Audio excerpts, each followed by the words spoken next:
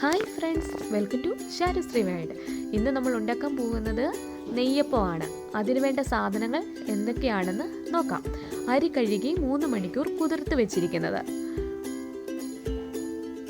ശർക്കര ഞാൻ 2 ഉണ്ടയാണ് എടുത്തിരിക്കുന്നത്. എല്ലാവർക്കും മധുരത്തിൻ്റെ അനുസരിച്ചും വേണമെങ്കിൽ അങ്ങനെ നോക്കിയിട്ട് വേണം എടുക്കാനായിട്ട്. എള്ള്, ഏലക്ക അരി അരയ്ക്കുന്ന കൂട്ടത്തിൽ വേണമെങ്കിൽ മിക്സ് ചെയ്ത് അരയ്ക്കാം. അല്ലെങ്കിൽ പഞ്ചസാരയും ഏലക്കയും കൂടെ പൊടിച്ചെടുത്ത് ഇതിൽ ചേർത്ത് വേണമെങ്കിലും നമുക്ക് യൂസ് ചെയ്യാവുന്നതാണ്. ഒരു മിക്സിയുടെ ജാറെടുത്ത് അതിലേക്ക് അരി ഇട്ട് നമുക്ക് മാറ്റി വെക്കാം. ഒരു പാത്രത്തിൽ വെള്ളം ഒഴിച്ച് ചൂടായതിന് ശേഷം അതിലേക്ക് ശർക്കര ഇട്ട് കൊടുക്കണം. നന്നായി പൊടിച്ചിട്ട് കൊടുക്കുകയാണെങ്കിൽ പെട്ടെന്ന് തന്നെ മെൽറ്റായിട്ട് വരും. അല്ലെങ്കിൽ കുറച്ച് നേരം നമ്മളിങ്ങനെ ഇട്ട് കൊടുത്തതിന് ശേഷം അത് മെൽറ്റായിട്ട് വരും. അപ്പോൾ നമ്മൾ ഇളക്കി കൊടുത്താൽ മതി.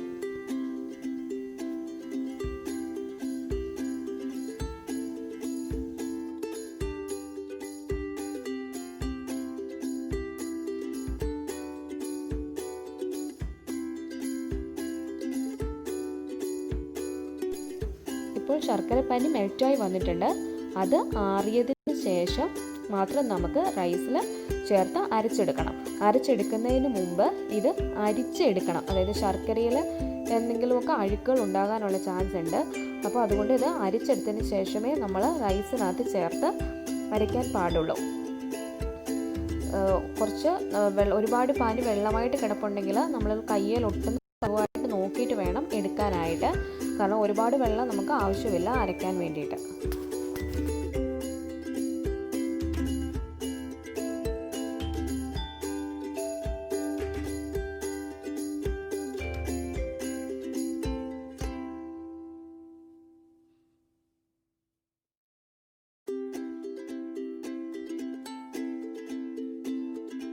ഇപ്പോൾ ശർക്കര നമ്മൾ അരിച്ചെടുക്കുവാണ്. എന്തുമായാലും ശർക്കരയിൽ മിക്കവാറും അതിലെന്തെങ്കിലുമൊക്കെ ചെറിയ ചെറിയ അഴുക്കുകളൊക്കെ കാണാനുള്ള ചാൻസ് ഉണ്ട്. അതുകൊണ്ടാണിത് അരിച്ചെടുക്കണമെന്ന് പറഞ്ഞത്. അരിച്ചെടുത്ത പാനി നമ്മളിനി അരിയിലോട്ട് ഒഴിച്ചു കൊടുത്തിട്ട് ഒന്ന് ഗ്രൈൻഡ് ചെയ്തെടുക്കാം. ഇതിൻ്റെ കൂടെ ഞാൻ ഏലക്കായും ഇടുന്നുണ്ട്. ഏലക്കായും ഇട്ട് നമുക്ക് അരിച്ചെടുക്കണം. 2 സ്പൂൺ ഗോതമ്പ് പൊടി കൂടെ ചേർത്ത് നമുക്ക് അരച്ചെടുക്കാം. ഗോതമ്പ് പൊടി ഇല്ലാതെ അരച്ചെടുത്താലും കുഴപ്പമില്ല. ഞാനിവിടെ 2 സ്പൂൺ ഗോതമ്പ് പൊടി കൂടെ ചേർക്കുന്നുണ്ട്.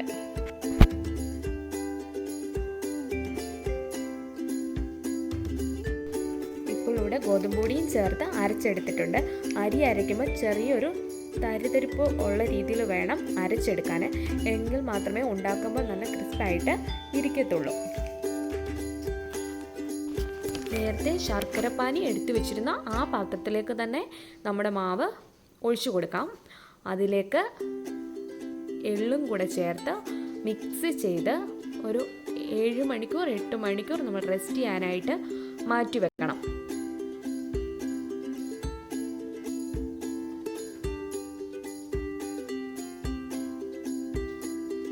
ഒരു 6 മണിക്കൂർ ആകുമ്പോൾ ഒരു പഴം കൂടെ എടുത്ത് മിക്സിയിൽ അടിച്ച് ഇതിൻ്റെ കൂടെ മിക്സ് ചെയ്ത് കൊടുക്കണം.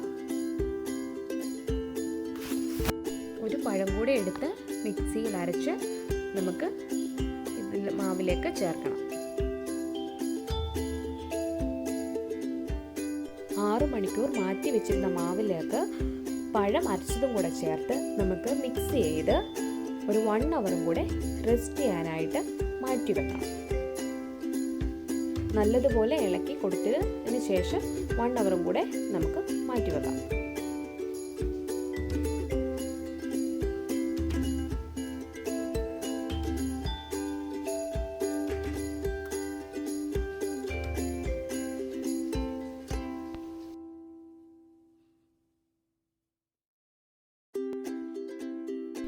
ഇനി ഓരോന്നായിട്ട് ഒഴിച്ചു കൊടുത്ത് നമുക്കിത് ഉണ്ടാക്കിയെടുക്കാം. ഞാൻ ആദ്യം ഒരെണ്ണം മാത്രമേ ഇട്ട് കൊടുക്കുന്നുള്ളൂ. അത് നമുക്കൊന്ന് ഉണ്ടാക്കി എടുക്കാം.